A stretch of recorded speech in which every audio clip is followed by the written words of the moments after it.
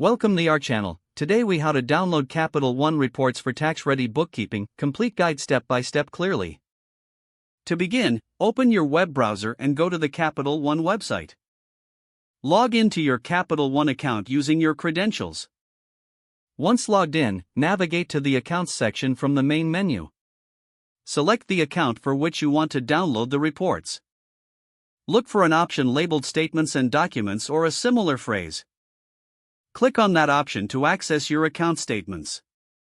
You'll see a list of available statements and reports. Choose the time period for which you need the reports.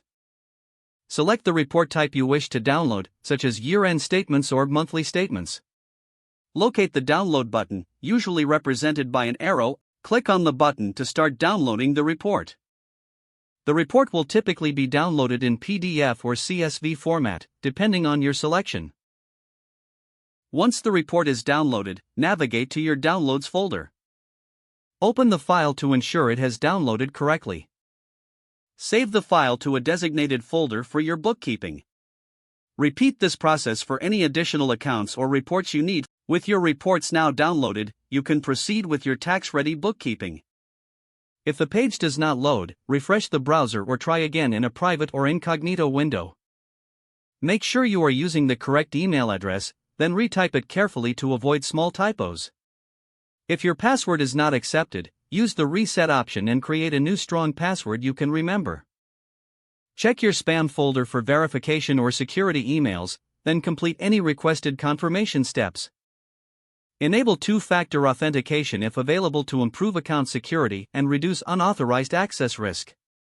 After signing in, review your profile details so your contact information and settings are accurate and current. If you see an error message, note it down and try again after restarting your device and internet connection. Log out when you finish, especially on shared devices, to keep your account and payment information secure. If the page does not load, refresh the browser or try again in a private or incognito window.